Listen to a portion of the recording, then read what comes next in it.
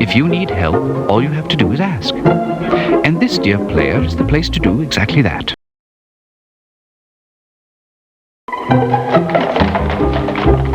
Choose this horse and carriage after you have chosen your destination from either your notebook or the directory. It will take you where you want to go. When you believe you have directed Holmes to all of the right and proper places, and you have enough information to name the murderer and the motive, choose this icon. The Baker Street Irregulars are an untidy bunch of young street boys who happen to be on the proper side of the law. They have an undeniable knack for bringing back priceless bits of information in a fraction of the time it would take Holmes or myself. When you want to summons them, first choose the destination from your notebook or the directory, then choose the Irregulars. In no time at all, they will return with whatever details they were able to unearth. Body found in the Thames. Read it in the Times. Holmes has always claimed that the newspaper is a treasure of information when one can read between the lines. When you are ready to consult the Times, you may of course have a look at your paper copy or simply choose here for a close-up view. Mr. Holmes' files provide a wealth of information that he has been collecting over the years. Some of it is quite pertinent to the various cases, and some of it offers simply a fascinating and informative sidelight. When you want to access the files, first choose the destination from your notebook or the directory, then choose here when you want to see what relevant information Holmes might already have at hand. This gives you access to the London directory. In it, you will find everyone you need to query in your attempt to solve these cases. The directory is also the source for your notebook. Simply choose a name or place in the directory and drag it over into your notebook for easy reference. You may also use the directory much like your notebook. First, choose your intended destination, then choose the horse and carriage, and you'll have another way to get from one place to the next. Choosing this icon puts a notebook at your fingertips. I believe you'll find that your notebook is your greatest detective tool. Use it to keep track of names and places that you believe you might want to investigate. When you do decide upon a person to question or a place to research, first go to your notebook, choose the appropriate name, then choose the horse and carriage. You will be off and running. Because the Baker Street Regulars are often critical to solving a case, I've included them in your notebook. Use them wisely.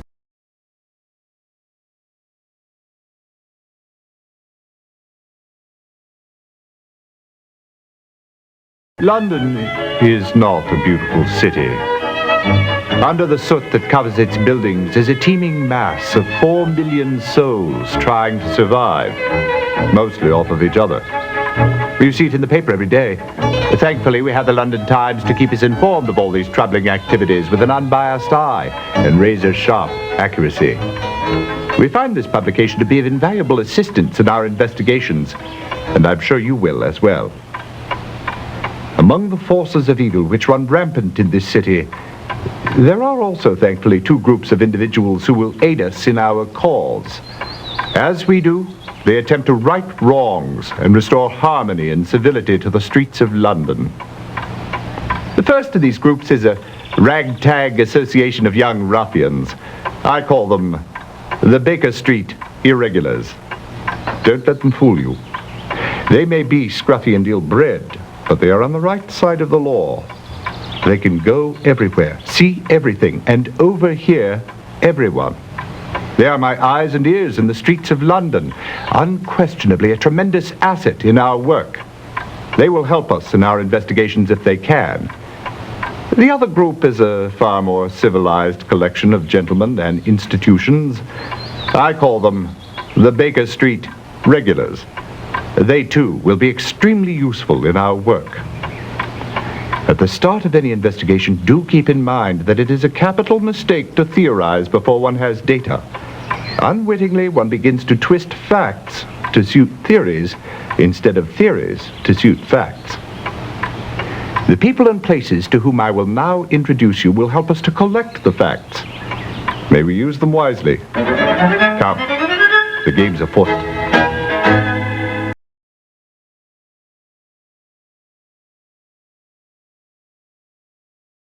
Head Clerk Disraeli O'Brien is your contact in the Office of Records. The Office of Records contains legal records, both criminal and civil, as well as state papers. I think you'll find O'Brien to be a walking, or should I say sitting encyclopedia of the office's affairs. Porky is not a pillar of society, I dare say, but he is a man who has learned from his mistakes and is trying to start a new life.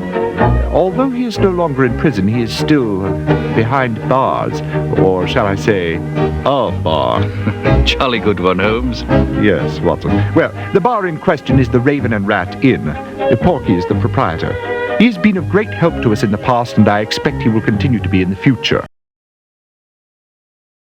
Edward Hall is a young barrister whom you will find on most days at the Old Bailey. He's a cut above the other unimaginative members of his profession.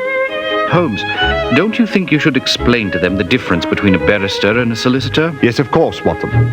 A solicitor handles the routine legal business of our society.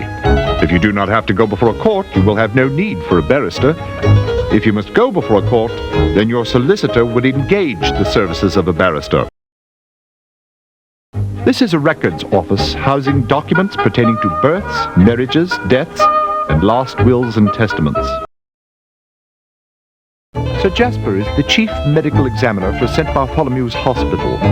He is London's greatest forensic pathologist. You can depend on him for all the technical details that can be obtained from any corpse whose cause of death is in question. If I can't find something in my own files, I go and examine the overflowing shelves of the great London Library. It is a wealth of information. Quentin Hogg is a crime reporter for the Police Gazette. He is an ex-police inspector who found the environment of Scotland Yard less than stimulating. He has a strong deductive mind and is a very good resource. Now here is a person who usually gets in the last word. Langdale Pike is a human reference work on social scandal, especially on the London scene. He contributes bits of gossip to the garbage papers that cater to an inquisitive public. This gentleman is the head chemist at Scotland Yard Criminology Laboratory. It is rumored that Murray lives in the lab. He is eternally bent over one of his tables trying to extract the history of a crime from the physical evidence he's been given. You can learn much from old HR if you can follow the twists and jumps of his thinking.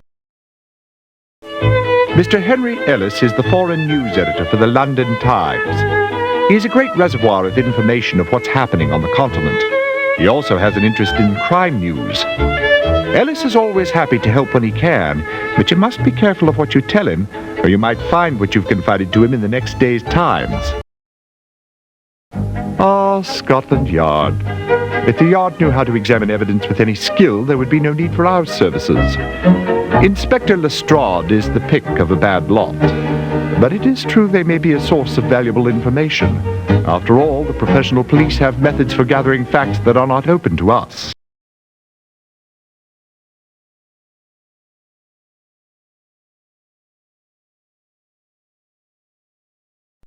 I dare say, Holmes, I believe someone has left a note upon our door. Dear Mr. Holmes, please check today's Times. I think you will find something of interest. Signed, a friend.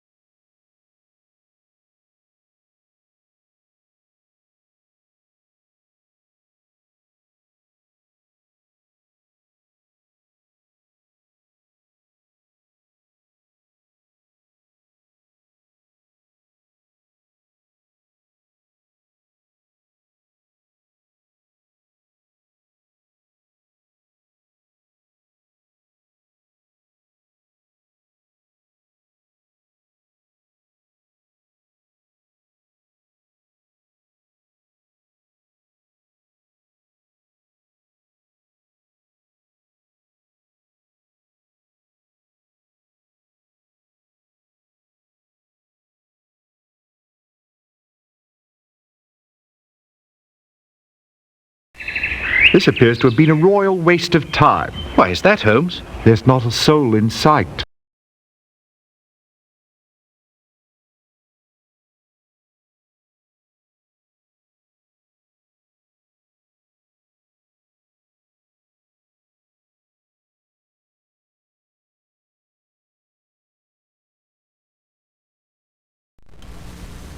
Oh, no.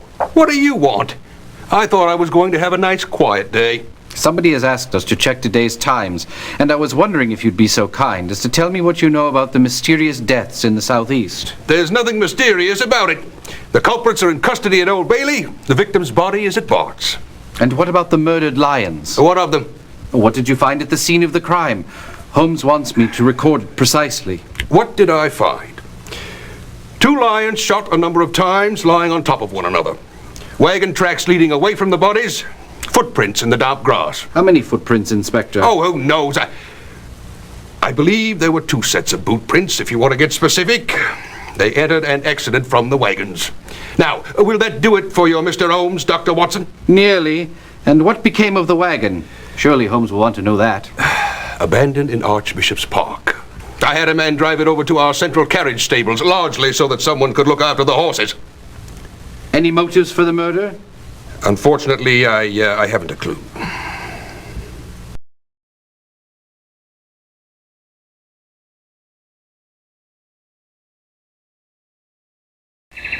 This appears to have been a royal waste of time. Why is that, Holmes? There's not a soul in sight.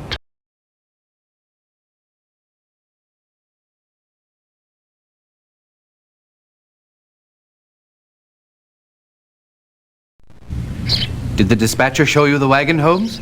Not only did he show it to me, it revealed some very interesting clues. Oh, do tell. The wagon housed a cage, which of course was no surprise. The door was wide open. I found that the padlock had been sprung, left to dangle on the ring bolt. Blood was smeared all over the stairs leading in and all over the floor inside. Oh, how perfectly nauseating. It was. But what interested me even more was what lay in the corner of the cage. What was it? 2 large leather collars. Attached to the end of each collar was a leather pouch. Both pouches had been ripped open and emptied. What do you suppose it adds up to? Time will tell, Watson. Time will tell.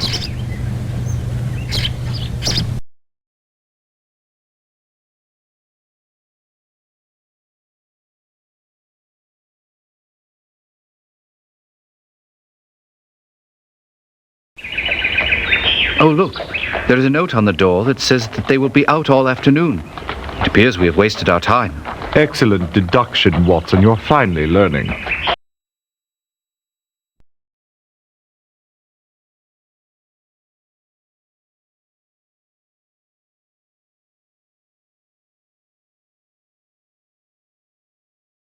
I was wondering if you could tell me anything about the death of your son's lions. Oh, I wish we could. You know, Barry has traveled all over the world, and to think it would happen right here in London. You've traveled with him, haven't you, Mrs. O'Neill? Yes, I did. For all 5 years of our marriage. But I must say I'm getting a bit weary of it. I mean, really, Mr. Holmes, it's no life for a married man to go traipsing all round the world. Of course it isn't. He should settle down and raise a family. My husband, Carol, could get Barry a job down at Rogers and Singer. Before I die, it would be nice to have one of my boys right nearby. Where is your other son? Last we heard, Thomas was in Oldenburg, Germany. Germany? Roy's late show just finished a tour of Germany, did it not? Yes, it did. Tell me, did you happen to see your brother-in-law while you were there? I certainly did not. But my husband might have. I can't really say for sure. You see, we don't talk about Thomas much. I don't mean to pry, but may I ask why? Oh, it's nothing really. You see, years ago, Thomas loaned Barry some money when he was trying to put together his animal show. And now Thomas believes that Barry is forever in his debt.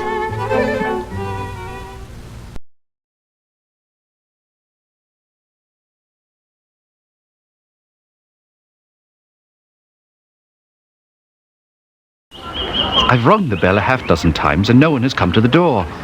Really, Watson? Next time I would appreciate it if you would thoroughly research your leads before you ask me to come along.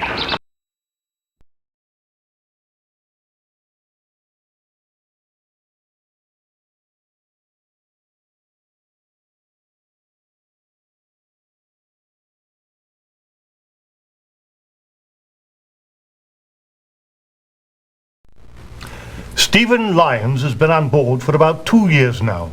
To tell you the truth, I had just begun to look into irregularities in his paperwork. What prompted you to do that? It seems like some things started disappearing from behind locked doors. Never found any of it.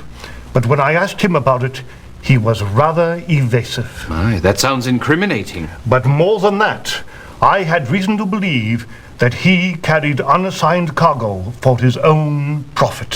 What sort of cargo, Mr. Eason? Everything, from horse collars to gems to French perfumes. When did you discover this? Following our recent passage on the Rhine.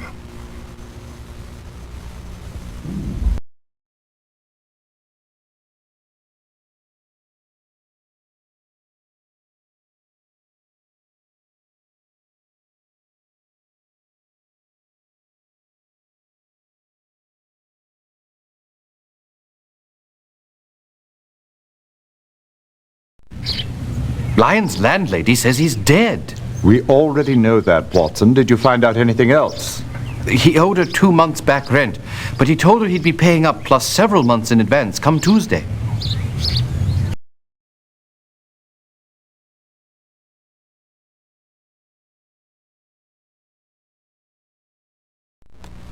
She wondered why I had disturbed her, Holmes.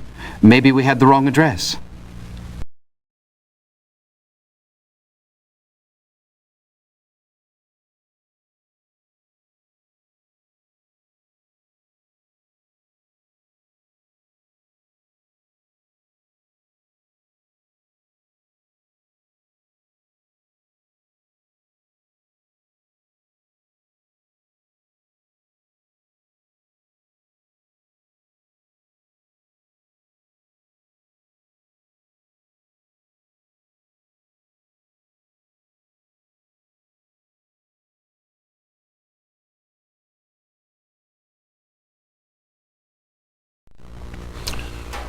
Don't know a thing about them jungle-type lions, but I might be able to help you out with Stephen Lyons. How so, Shinwell? Did you know him? Well, he came in here from time to time whenever his ship was in port. Friend of mine up at Pentonville knew his brother. Says the two of them were lock-pickers of the ace variety. Anyways, just yesterday afternoon, Stephen Lyons comes in here with some red-headed fella. About an hour after Lyons left, in comes Derek Quinn, and he struts right over to this red-headed bloke. Who might Derek Quinn be? Don't know, sir. But I've never liked the looks of him, I haven't. What about Thomas O'Neill? Do you know anything about him? Don't believe I've ever met him. But from what I hear about the bloke, I'm surprised I didn't run into him in the slammer. What have you heard? It's only rumor, mind you. But he's suspected of every jewel theft from here to Timbuktu. And they says he'd two-time you in the wink of an eye if it'd line his pockets.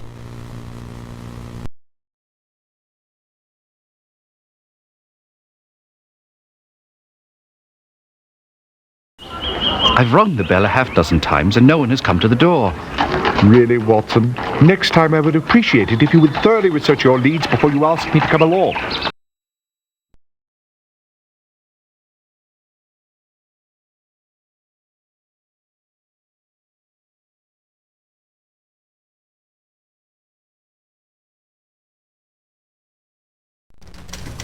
You do appear to be up to your eyebrows in something, Hogg. It's the jewel robberies here and on the continent. Ah, yes, the society burglars and the Oldenburg jewels. I've been reading about it in the Times. The cases are quite similar in several respects, though I'm baffled at how the thief or thieves have managed to escape detection. I agree, it is a mystery. So, what brings you here, Watson? Holmes and I received a strange note instructing us to check today's Times. We discovered 2 items of interest: the murder of Lyons in Hyde Park and the mysterious death of a Stephen Lyons. Interesting coincidence, don't you think? Oh, it is. I do wish I could help you, but I haven't kept up with the latest since I buried myself in this jewelry business.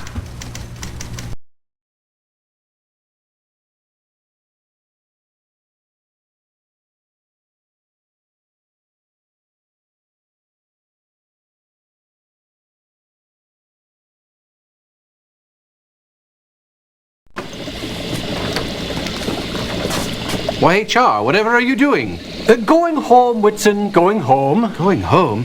I was hoping you could answer a question about the mysterious death of Stephen Lyons. Lyons. Ah, yes, 896. No real evidence for that one. Just some clothes. No personal effects. Clothing undamaged. But traces of sea salt indicating he may have been a sailor. Well, that's about it. Now, if you'll excuse me, I'm off. Ta-ta! Ta-ta? And do say hello to your friend Mr. Helms for me, will you, old chap?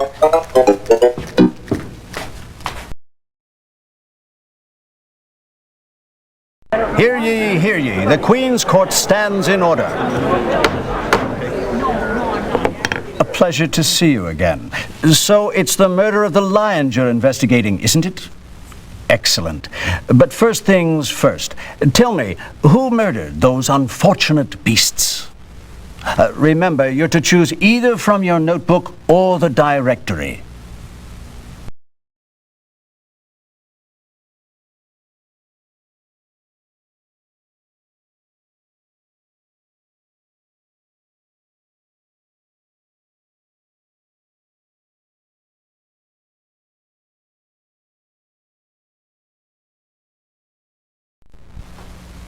Right you are. Now tell the court, why did Thomas O'Neill kill the Lyons?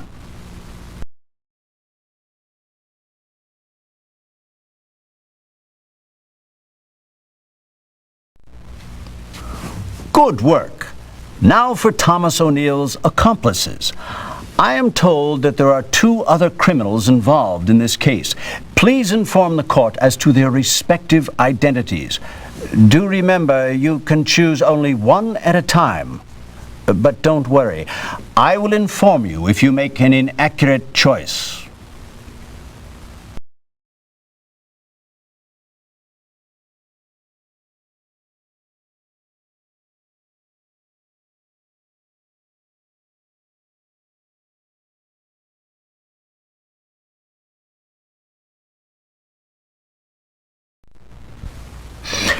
It appears you've been doing your homework on this case. Now then, what role did Barry O'Neill play in the crime?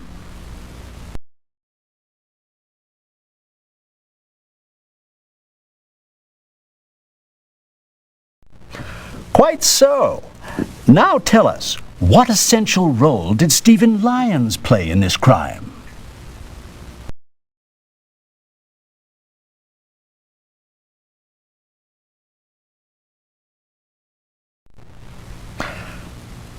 Excellent deduction. Now tell us, who murdered Stephen Lyons?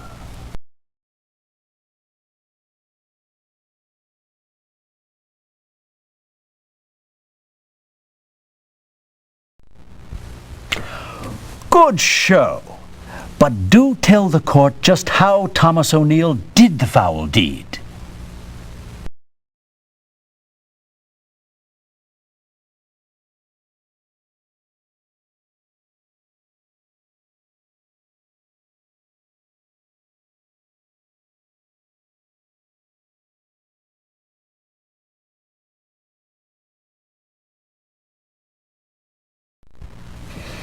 What a ruthless chap, that O'Neill.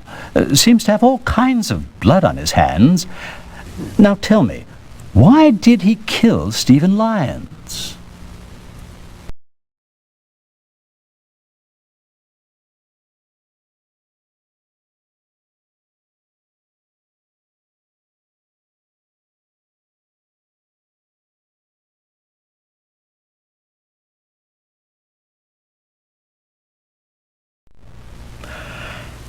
Double-crossed. Now there's a tale that Lyons didn't live to tell. Good show. You've done a most satisfactory job on this case. Court is recessed. Until the next time, of course.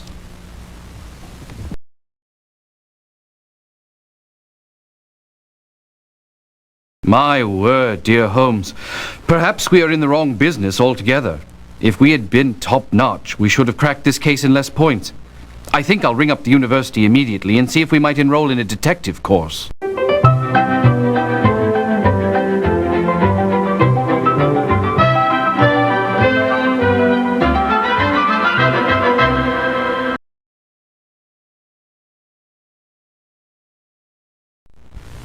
Right this way, Inspector.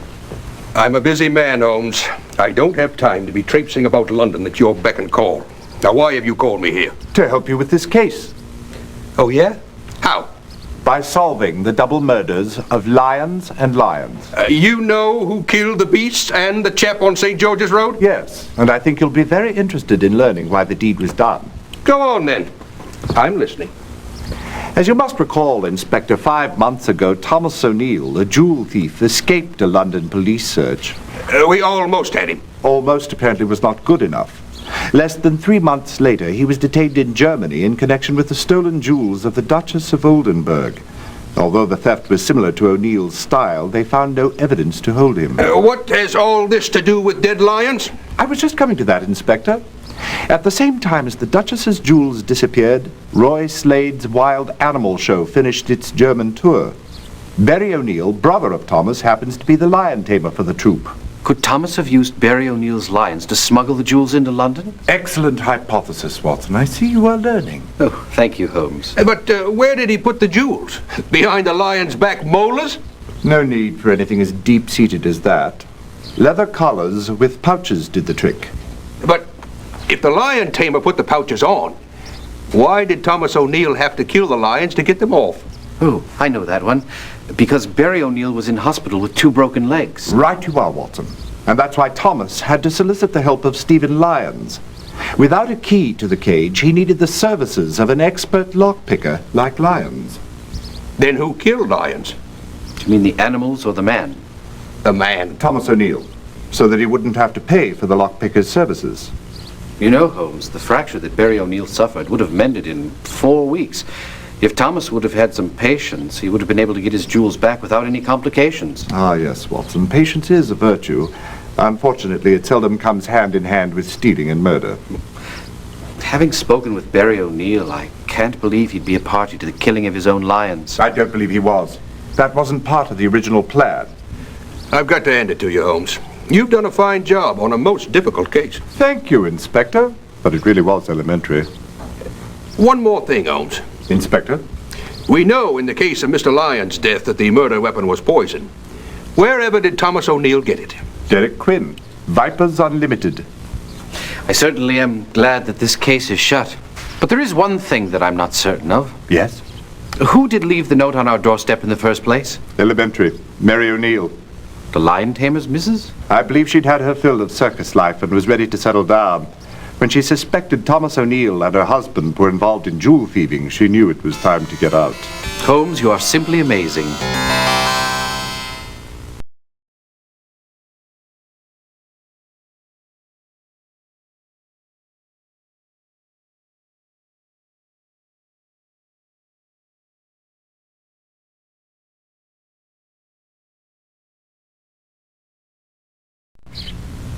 This has been a very upsetting day for me. Undoubtedly, Sir Simpson, you are referring to last night's theft of the 2 De Kuyper paintings from the National Gallery. You've heard? All of London has heard. Tell us, what do you know of this unfortunate affair? Well, about 6 months ago, July 1st to be exact, an auction was held at Armitage's gallery with the 2 new recently discovered De Kuypers. I'd never heard of the artist before reading the newspaper this morning. Who was he? A student of Rubens, and until recently there were only 6 of his paintings in existence. Who owned those 6? 4 were in the Louvre in Paris, 1 in the Rijksmuseum in Amsterdam, and 1 in the private collection of Lord Winslow Smedley of London. How did you hear of this auction? From Brady Norris, my head curator. I immediately gave my authorization to purchase the paintings. Well, how much did you pay for the paintings, Sir Simpson? £125,000. No paltry sum, to be sure, but decidedly less than what we had anticipated. I had no idea art could be so costly. People are awed by anything which they believe to be rare. Indeed, and that is why I was determined to bring together the known De Kuypers for a show. The respective owners agreed, and in 2 days the exhibition was to have opened. Tell me, Sir Simpson, how well was the De Kuyper show publicized? Oh, it has been common knowledge for weeks. And when were the other paintings to be hung in the gallery? Tomorrow. Where are the other 4 paintings? The Louvre collection is at the French Embassy under the care of Monsieur Beauclerc, and the Rijksmuseum's De Kuyper is in our storeroom. And Lord Smedley's? We were to pick his up in the morning at his London townhouse. Thank you, Sir Simpson. I think we have all the facts we need to begin now. I hope we shall be able to clear up this matter in a very short time.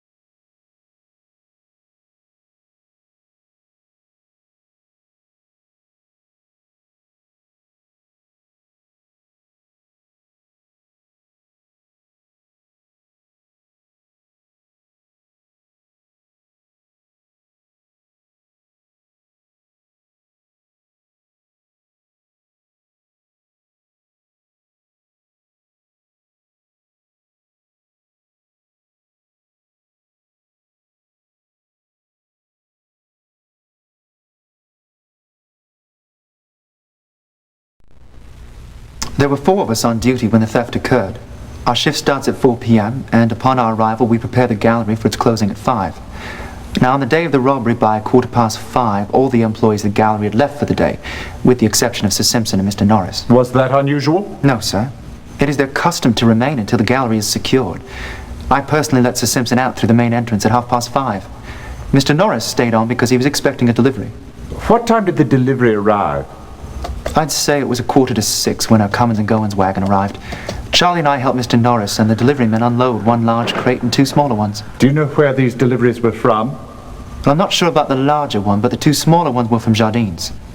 What happened after the crates were unloaded? The deliveryman left. Charlie locked and barred the loading dock door. Mr. Norris went into the storeroom to check his shipment, and I returned to the guardroom. Did you see him open any of the crates? No, sir, I didn't. What happened next? At 6:30, Mr. Norris informed me that he'd locked the storeroom and would be leaving for the evening. And you let him out? Yes, sir, through the main entrance. Then I made my rounds through the office wing, checking all the doors to make sure they were secured. And how did you spend the rest of the evening? Looking after my rounds. I took the 11 clocker through the east wing. At about 11:10, all the paintings were in their proper place in Gallery 12. Then Charlie made his rounds, following the same path that I'd just made, except when he arrived at Gallery 12, the two De Kuyper paintings had been cut from their frames. What time was that? I answered his alarm at 11:35 and sent him to check the loading entry in the office wing. Have you any idea how the thief got into the museum? No, sir. The only keys to the outside doors are kept in the guardroom or in the custody of the patrolling guards. Sir Simpson and Mr. Norris are the only staff members who have keys, and even they only have keys to the inside doors. Well, that's all I know. I hope I've been of some help, sir.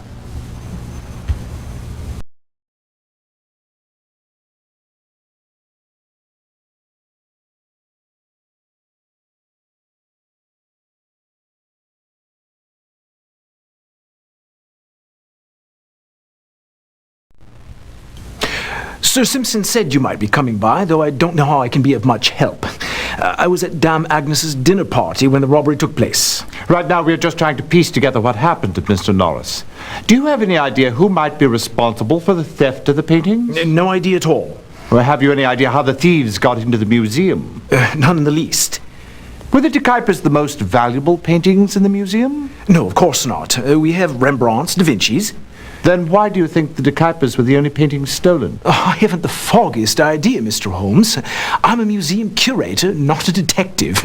I believe that is your calling.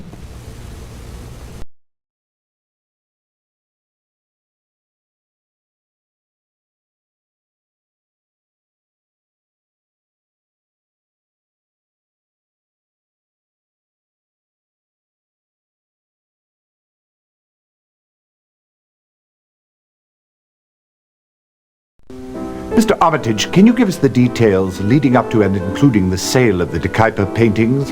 Let me see, it was early June. I received a visit from Hiram Davenport, a London solicitor. He informed me that his client had two new De Kuyper paintings that he wished to auction. I assume you checked the authenticity of the paintings? Yes, as always. Everything was in order. He had in hand a certificate of authenticity signed by Pierre Dernay, the well-known De Kuyper expert. Did you meet Mr. Davenport's client? No, I dealt only with Mr. Davenport. What can you tell us about the auction itself? Mr. Davenport's client set very strict conditions regarding the sale.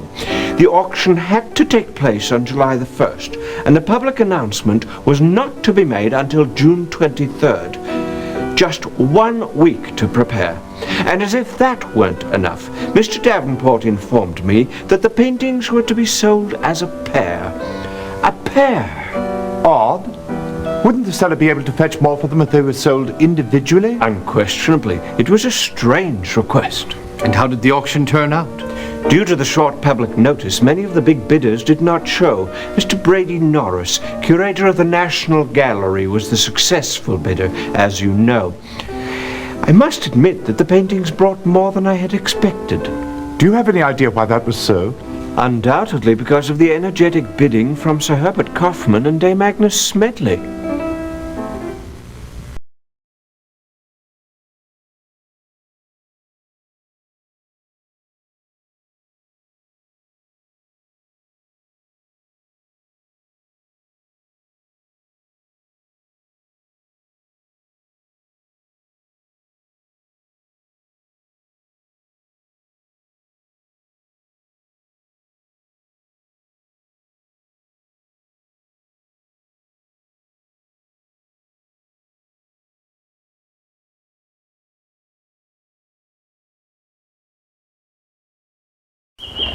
What did you learn, Watson? Not a thing, Holmes. You learned nothing? Don't get testy, Holmes. There wasn't anyone about. My humble apologies, Watson.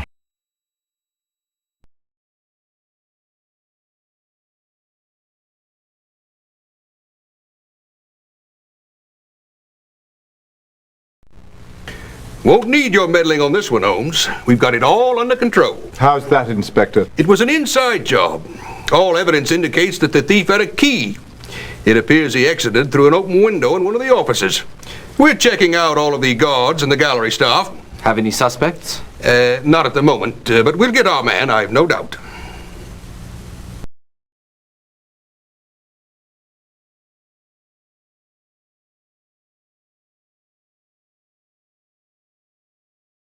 Well, I suppose it would not be a breach of etiquette to tell you that I arranged the auction of the paintings with Armitage according to the instructions of a Brussels lawyer, Mr. Alan Knorr.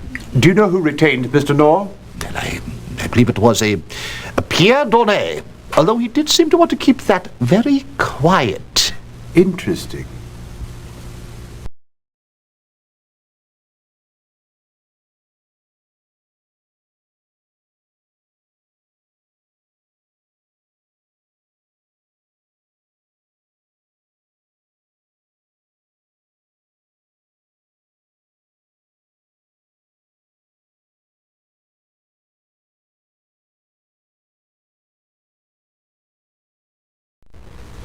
Sir Jasper, could I trouble you for a few moments of your time? Always a pleasure to help, Watson.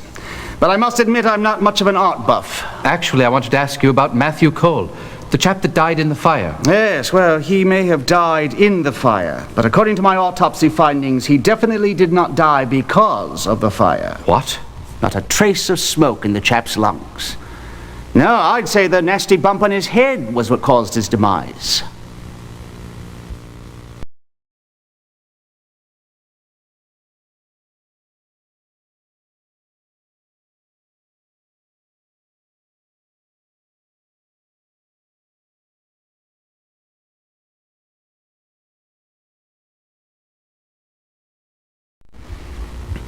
Shinwell, we're working on the National Gallery theft. Can you help us? Oh, geez, mate. Picture pinching's a bit out of my league. Don't know a thing about it. Have you seen or heard of any interesting meetings lately? Well, I hear that Greek bloke's pretty steamed up about having missed the gavel at some auction or other. I heard he's been having a word or two with Clifton Maddox, who almost became a roommate of mine at Pentonville. Only a rumor, though. Did the rumor happen to say anything else? Only that Greek fella will do anything for a picture he wants. Hey, have a beer?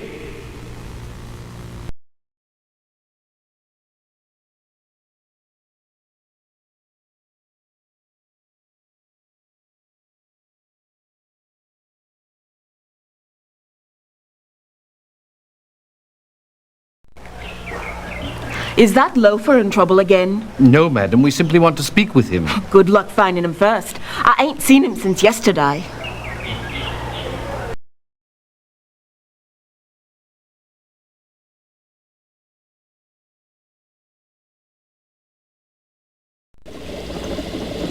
Excuse me, Dr. Murray. May I have a moment of your time? Ah, Whitson. So nice to see you again. It's Watson, sir. Glad to hear it. Now, what can I do for you, Whitson? Holmes and I are interested in the debris from the fire of Matthew Cole's hotel room. Aye, such a tragedy. Everything was soaked with kerosene. No doubt this one was arson. Not much left to analyse. I found a key in his pocket. No number on it, though. Ah, but there was one other thing. A piece of canvas oil painting. An oil painting? Aye, it was smeared with Prussian blue paint. Oh, may I have a look at it? No, sorry. I sent it over to London University for my brother Mortimer to examine. He's a professor of chemistry, you know. An expert on paint pigments.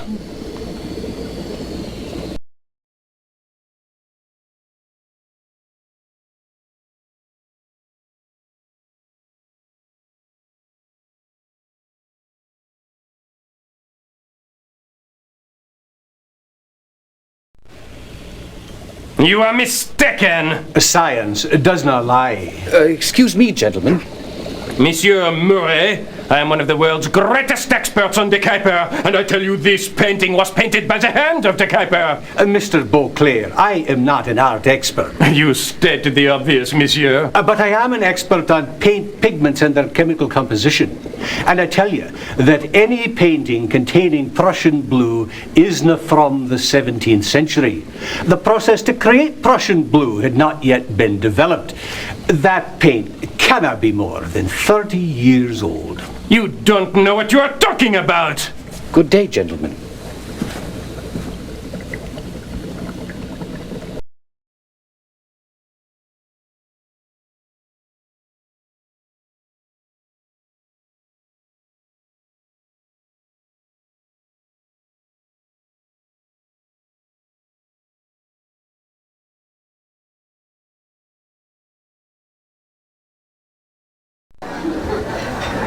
Sir Herbert, were you not one of the bidders at the Armitage auction? I was bidding for someone else. For whom?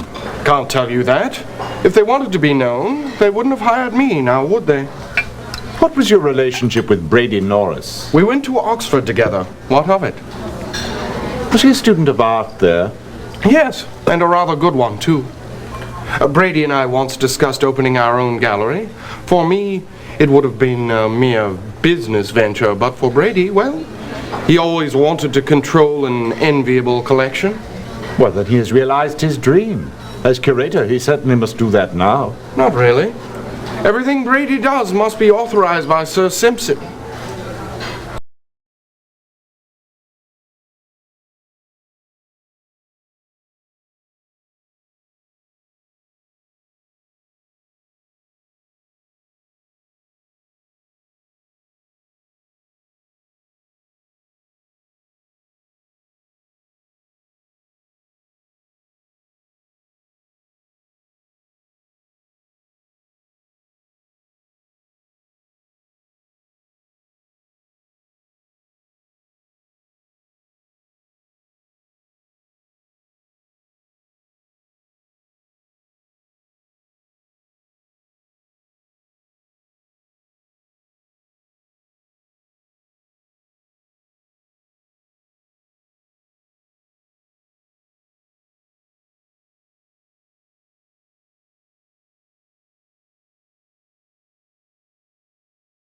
Well, Holmes, I did speak to the gentleman, but he was baffled as to why I had come.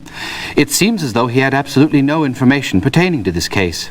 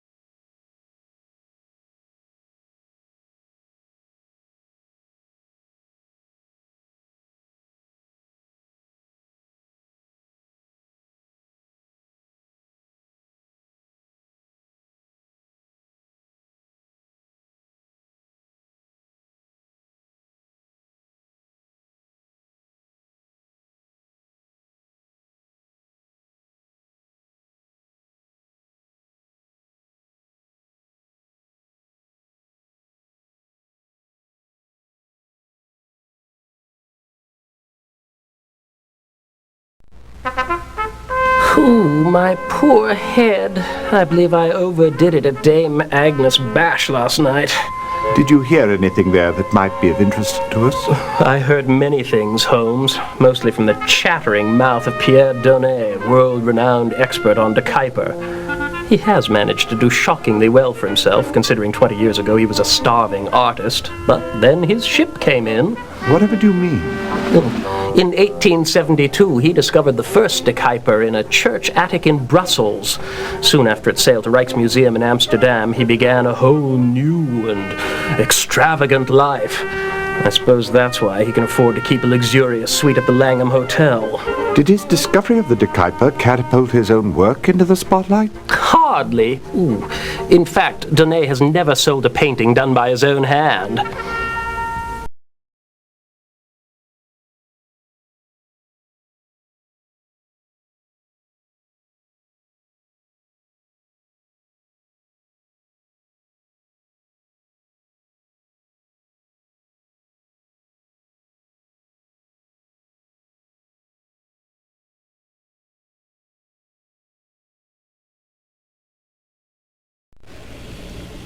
You are mistaken! Science does not lie.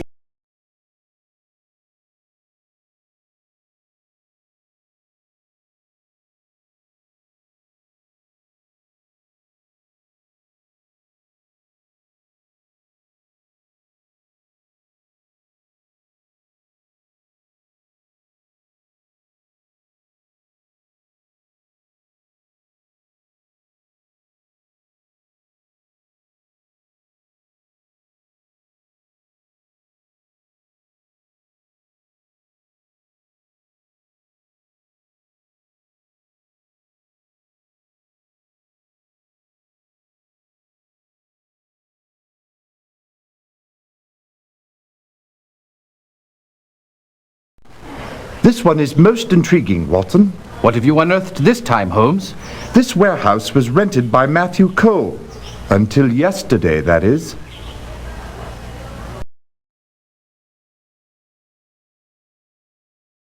Terribly sorry. It seems you need to turn up a clue or so more before the case can be judged. Please do continue.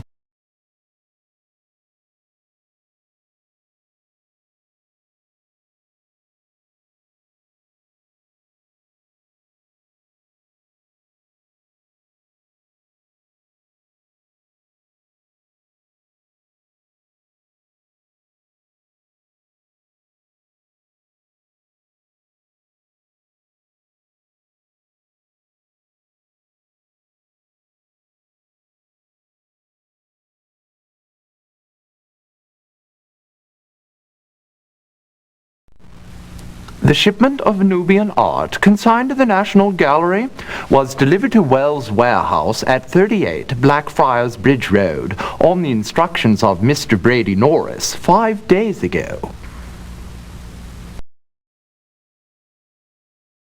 Hear ye, hear ye. The Queen's Court stands in order. So it is the National Gallery theft that brings you to my court, is it not? Well, then permit me to ask, who was the thief who lifted the de Kuypers from the National Gallery? Remember to choose either from your notebook or the directory.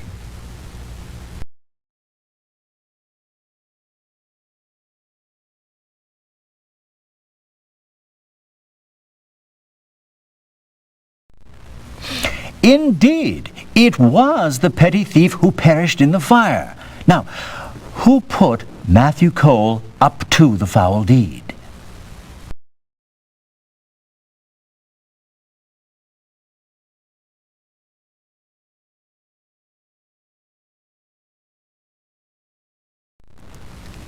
Splendid! Now tell us, if you can, why the de Kuypers were stolen.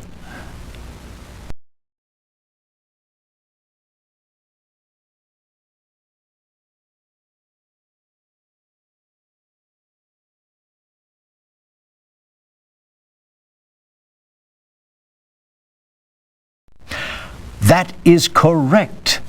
Good show. Now tell me, if you can, who killed Matthew Cole?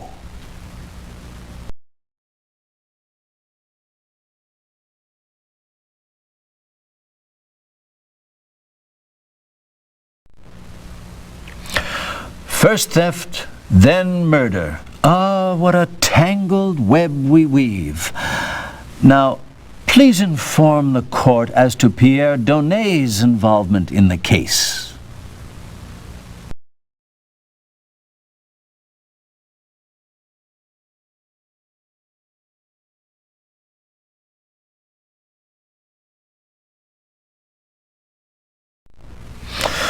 Such an unfortunate waste of talent. Now for your final question. Can you tell me what part Sir Herbert Kaufman played in this affair?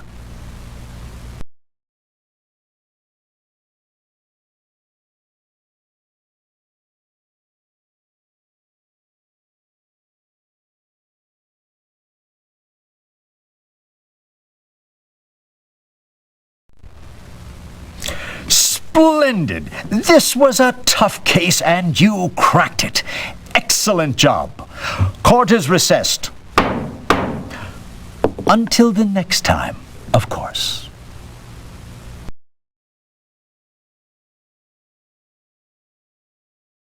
We must be slipping, my dear Holmes. I dare say if we had put our brains to the task, we could have solved this one in less points.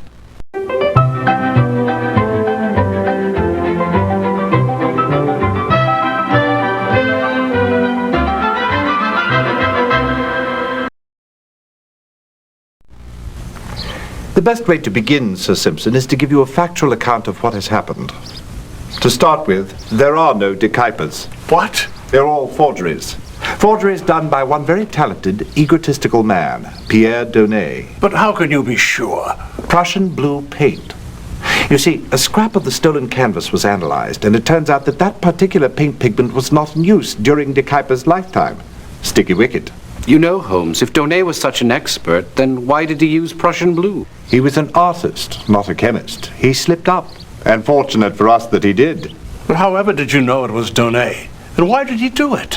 First of all, Monsieur Beauclerc, who has seen all the dekypers, insisted they were all done by the same hand. And interestingly enough, every sale was initiated by Donet. Surely no coincidence. Indeed. Pierre Donet is a very talented artist, but he couldn't make his living at it until he created dekyper. He wrote his biography, painted his paintings, and the art world went wild. Making Donet a very rich man in the process. What happened next must have given Donet great personal satisfaction. Brady Norris, not knowing that all the dekypers were forgeries, approached Donet, the forger, and proposed that he forge 2 dekyper paintings. Certainly he came to the right place. One can only imagine the willpower it must have taken for Donet to keep a straight face. Ah, but how could he pass up such an offer? But why did Norris do it? He had his eye on the directorship of the National Gallery, and he was hoping that such a brilliant acquisition as the dekypers would put him in the forefront after your retirement. Also, he split a tidy sum with Donet right after the auction. Oh, my. So, everything went according to plan until you upset it. Me? Yes. By arranging for the dekyper show that would bring together all of the dekypers. I don't understand. You would be putting a spotlight on the 2 recently purchased by the gallery, and naturally the paintings would be compared. That was the last thing Norris wanted to have happen. Remember, he did not know that the other paintings were forgeries. And no discrepancies would be revealed because they were all painted by the same hand. Very astute of you, Watson. Elementary, Holmes. So Norris took part in the theft? He masterminded it. You see, he became so fearful of being found out that his only solution was to remove the evidence from view. He hired Matthew Cole, a minor thief, to help him. But how did Cole get into the museum? In a crate Norris had delivered to the museum. He locked the crate containing Cole in the storeroom and slipped the storeroom key under the door. He then left the rest up to Cole. Oh, Matthew Cole? Wasn't he the chap who perished in the fire? Yes, a fire set by your own Mr. Norris. Ghastly. Why did he do it? To destroy the evidence and his only witness. The most complex and devious series of deeds. I am speechless. Brilliant, Holmes. This was a tough nut to crack. Elementary, my dear Watson.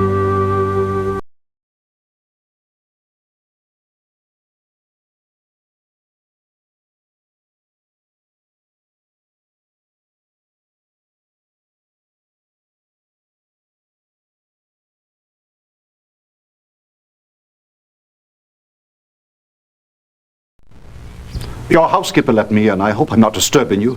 I'm Richard Allen. You're not disturbing us in the least, Mr. Allen. Sit down. How may we be of assistance? My brother, Courtney Allen, was the president of the Grant Arms Company. Found shot to death in the alley behind his office on the evening of March 9th. My condolences. Thank you. It was all so terribly tragic.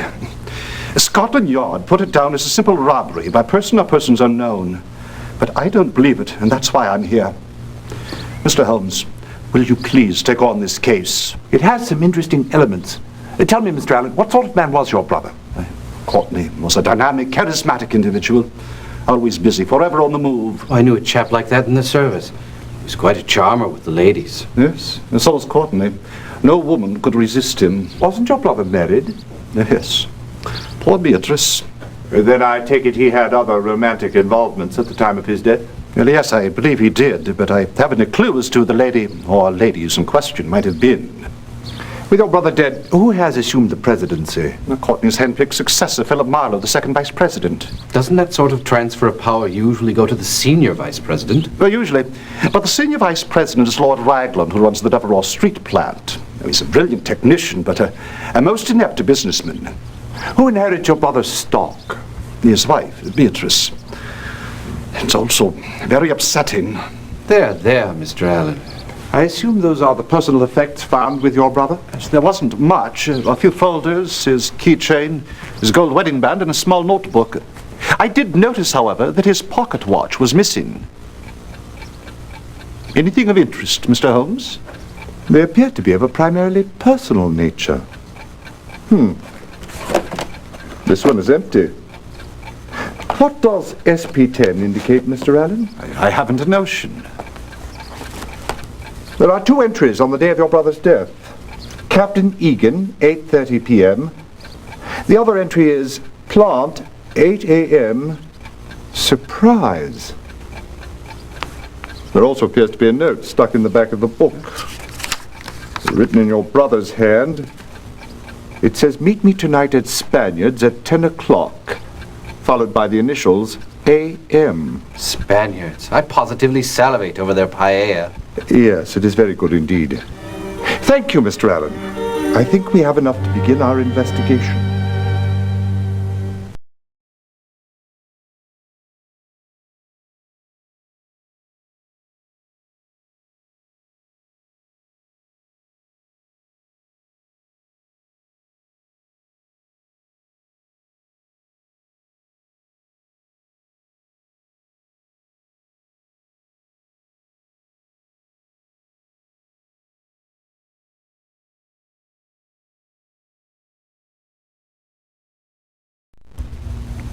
Mr. Lindhart, I understand Mr. Allen was scheduled to meet with Captain Egan at 8:30. Oh, yes. Egan's the artillery officer for the Admiralty. I saw him leave for the meeting around 8. He said goodnight and went out to the back door to the alley where he always leaves to catch a cab. Do you know what the meeting was about? Not that particular meeting, but Mr. Allen and Captain Egan did meet often to discuss the progress of their new special project, Project 10. I did find it curious that the meeting on the 9th was scheduled for the evening. All the others occurred during the day. I imagine a person in his position must have been extremely concerned about security. Indeed he was. He called in Lord Raglan after he noticed several strange people hanging around the Devereux Street plant. All the technical data, blueprints, that sort of thing are housed there. I see. I understand you are now secretary to the new president, Mr. Marlowe. Yes. He was Mr. Allen's hand-picked successor, which perfectly illustrates the type of man Mr. Allen was. What do you mean? Only that there was no love lost between them, and yet recognizing Marlowe's outstanding business skills, he named him as his heir, so to speak.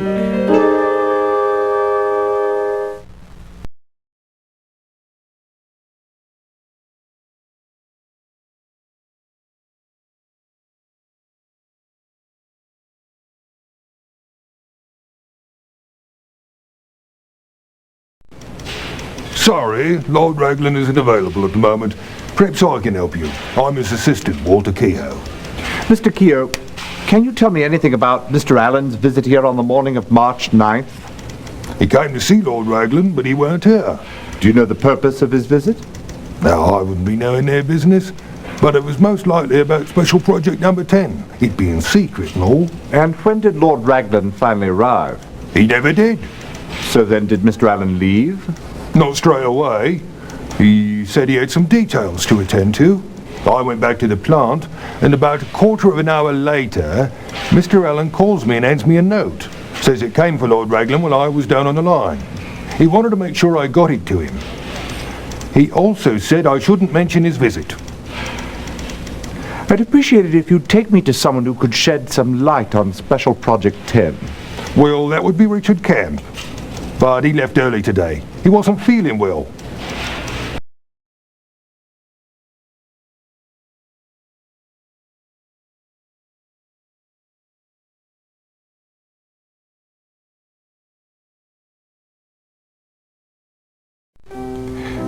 Mr. Marlowe, I'm investigating the murder of Courtney Allen. May I ask you some questions? Certainly, but at the moment I'm much more concerned about the missing plans for our secret weapons project. And what project might that be? Special Project Number 10. Whatever do you suppose happened to them? I really have no idea, but that's a question for Scotland Yard to answer. Mr. Marlowe, do you recall where you were on the evening of the 9th? Why, yes, I was having dinner with Sir Clayton Partridge. We had played a round of golf earlier in the day. I see. At Mr. Allen's death, I understand you automatically became the new president of Grant Arms Company. Is that correct? Yes, Allen and I had an understanding on that score. Upon his retirement, I would take the office. As a matter of fact, that condition was the key reason I joined the company 3 years ago.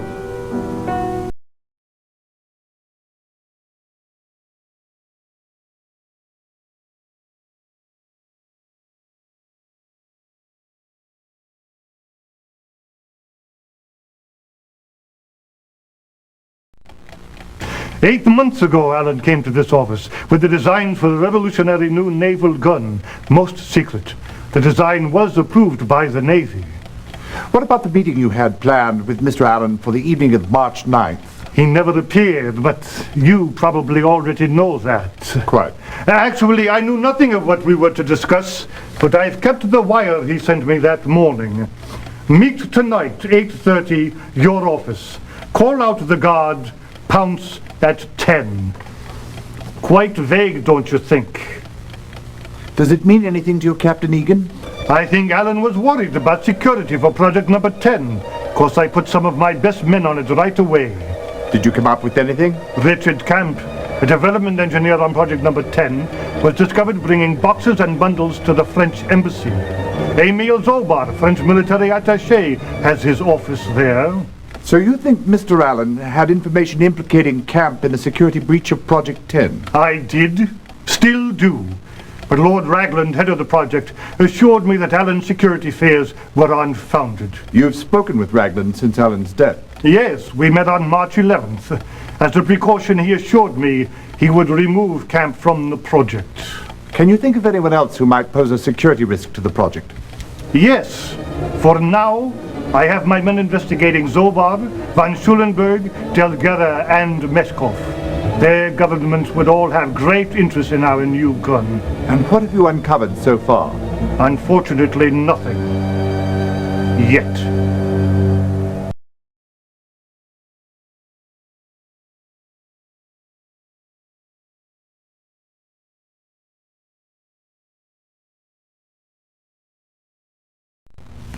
We're sorry to inconvenience you, Mr. Camp, but we need to ask you a few questions. Excuse me, beastly cold. Of course, I'd be happy to help. What would you like to know? Specifically, why you were removed from Project 10. Our Lord Raglan simply assigned me elsewhere. Since Project Number 10 was well along, he felt I might be more useful in other areas. Is that all he told you? Well, he also mentioned that my visits to the French embassy had been misinterpreted in some quarters. What brings you to the embassy so frequently? I am secretly engaged to Annette Zobar, daughter of the Vice Consul. Lovely girl. Unfortunately, her father, Paul Zobar, is not awfully fond of me. Her uncle, Emile, however, is sympathetic to us. Since I work for an arms company and he is the military attaché, my visits there are ostensibly to see him. Have you ever discussed Project 10 with Monsieur Zobar? Oh, no, I would never.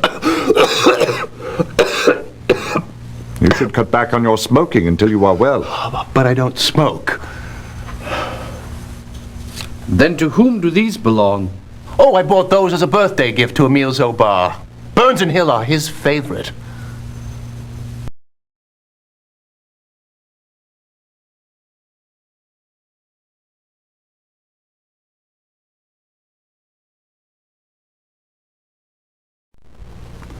Were you able to talk with Zobar? I talked with a Zobar, but not the one we were looking for. The chap I spoke with was Paul Zobar. He informed me that his brother, Emile, was at home right now. Did he know anything about Richard Camp? If he did, he was not forthcoming. In fact, he seemed most flustered at the very mention of Camp's name.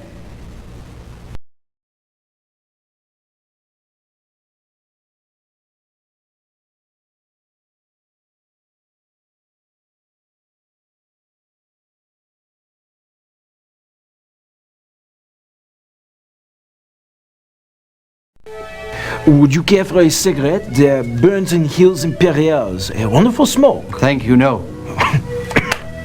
You really shouldn't be smoking in your condition. It is nothing, just a little bit of a cold. Tell me, Monsieur Zobar, where were you on the evening of March 9th? Ah, yes. That was the night of Monsieur Allen's death. I was at Simpson's, beating the pants off of Alfie, the so-called chess champion. Are you acquainted with a Mr. Richard Camp? Oh, but of course. He's employed at Grant Arms Company, and he's secretly engaged to my beautiful niece, Annette. Why must the lovebirds be so secretive? Because my brother, Annette's father, has an inexplicable dislike for the English. And you, Monsieur Zobar, do you share your brother's feelings? Oh, mon Dieu, no! I admire you English very much. Has Mr. Camp ever spoken with you about the special project on which he was working for Grant? Oh, never. Nor would I ever ask him about such a confidential matter. He has a profound sense of loyalty. That's why I admire him so much.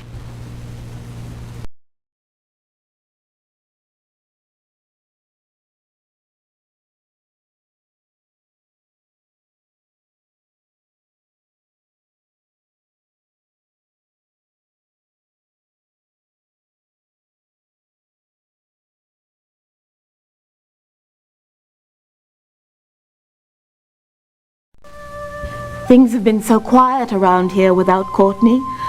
He was such an energetic sort. It's very difficult to believe that he is gone. Yes, I'm sure it is. Mrs. Allen, were you aware of the particulars of your husband's business? Oh, not really, Mr. Holmes. Courtney always felt it was his responsibility to shield me from the emotional ups and downs of his business affairs. Do you have any idea who might have wanted to see your husband dead? I am sure I do not. How could anyone have wanted him killed? He was such a good man.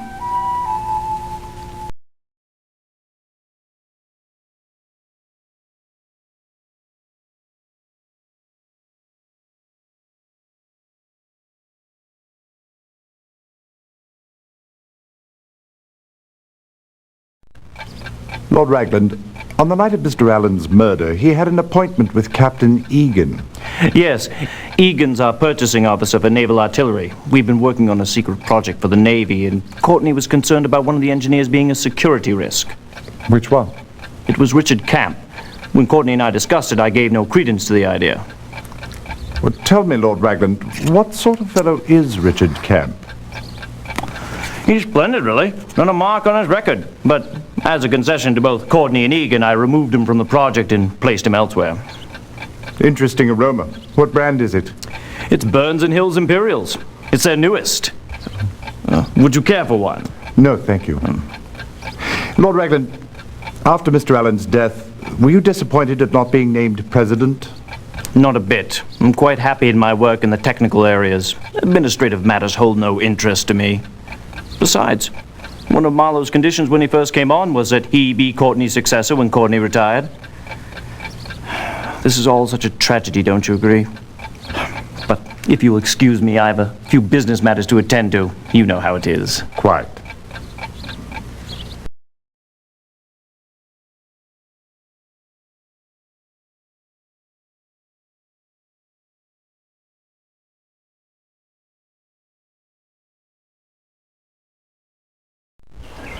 What came out of your usual tete-a-tete with Murray, Dr. Whitson? Oh, very funny, Helms. Actually, I learned nothing at all. Apparently, Murray is on holiday in the south of France with his brother Mortimer.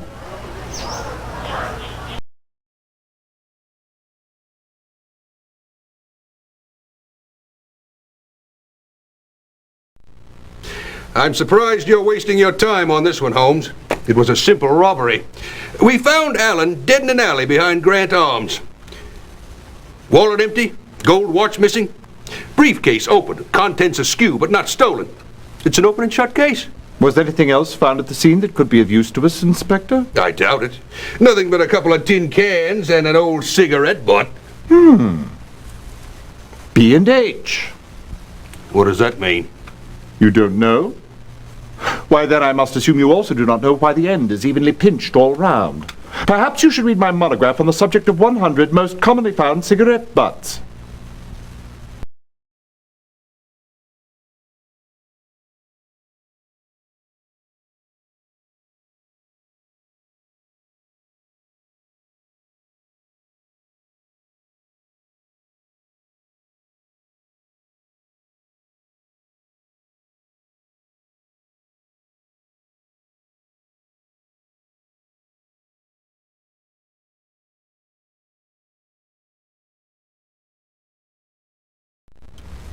I cannot deny it. My government is very interested in the new naval gun being developed by Grants.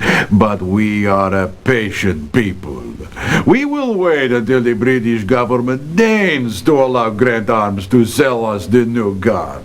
Sir, would you mind telling us where you were on the evening of March 9th? Was that not the night of Mr. Allen's death? It was. Well, let me see. Ah, yes. I was attending a performance at the Covent Gardens Theatre. And now, gentlemen, if you will excuse me, I have some business to attend to.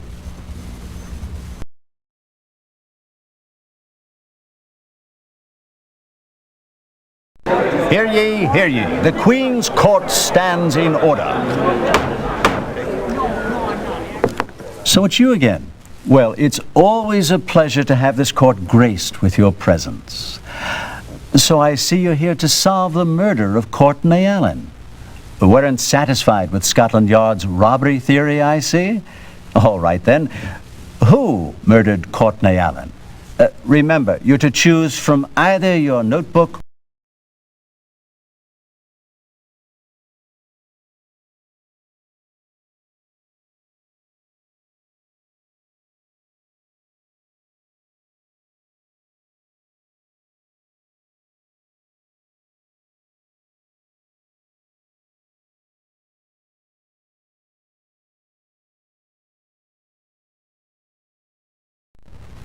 Well, he certainly was a chatty fellow, but I got the distinct feeling that he had no idea why I came to this location.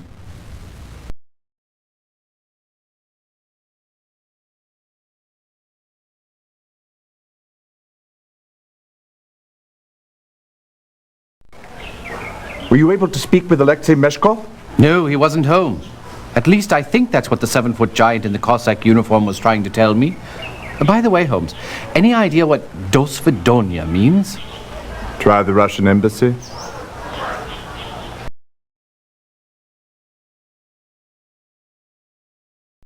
Hear ye, hear ye. The Queen's Court stands in order. So it's you again. Well, it's always a pleasure to have this court graced with your presence. So I see you're here to solve the murder of Courtney Allen. Weren't satisfied with Scotland Yard's robbery theory, I see? All right then. Who murdered Courtney Allen? Remember, you're to choose from either your notebook or the directory.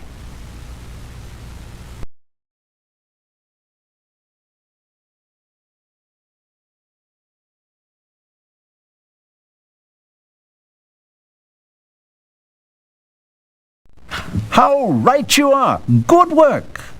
Now, tell the court, if you will, why Courtney Allen was murdered.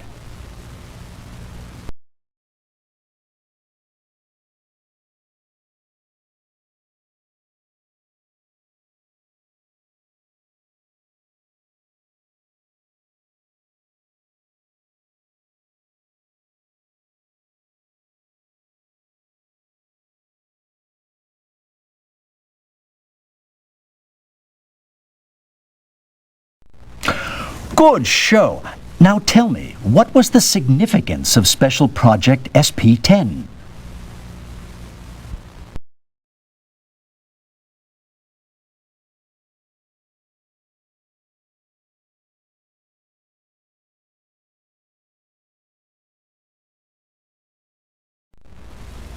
By George, I think you've got it. Now tell us, if you can, what transpired at Spaniard's Inn.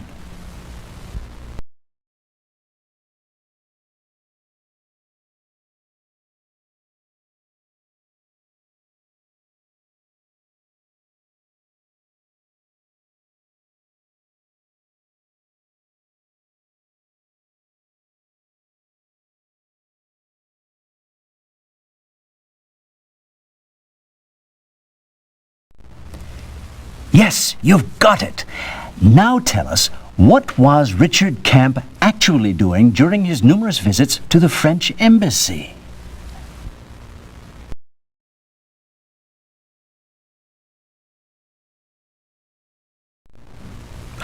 Fine detective work. Now for your final question. A cigarette was found at the scene of the crime. Why, pray tell, was it pinched evenly all around?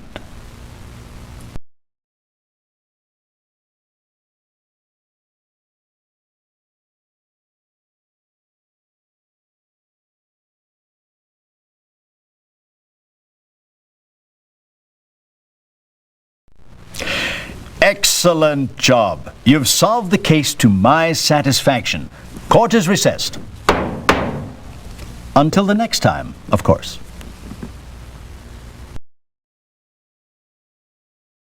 We must be slipping, my dear Holmes. I dare say if we had put our brains to the task, we could have solved this one in less points.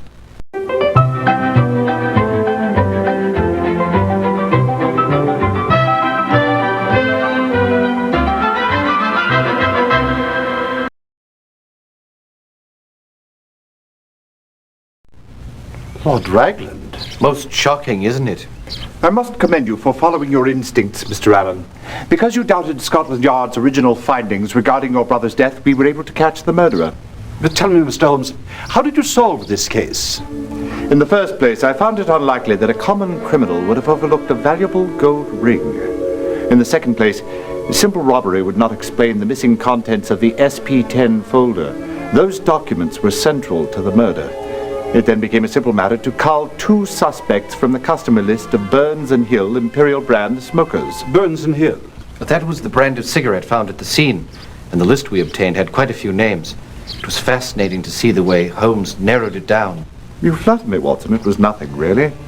In the first place, I knew the murderer had to be someone aware of Courtney Allen's habit of exiting his office via the alleyway. That made the most likely suspect a co-worker. Of the gentlemen on the list, only Lord Ragland and Richard Camp fit that category. But how did you narrow it down to Ragland? Elementary, Mr. Allen. Mr. Camp does not smoke. He purchased the cigarettes as a present for Emile Zobar.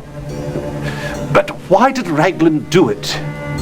After learning of your brother's surprise visit to the plant, Ragland knew the proverbial jig was up. He realized Courtney had removed the plans for Project 10 from the safe, the very same plans he had intended to sell that night to the Russian attaché. The only solution was to kill your brother and reclaim the plans. Case closed. Thank you, Mr. Holmes. Now, Courtney may no longer be with us, but it does serve as a small consolation to know that his murderer will get his due. Indeed. And we may all rest more easily knowing that England will suffer no more breaches of security at the hands of that traitor. Isn't that so, Holmes? Quite, Watson. Quite.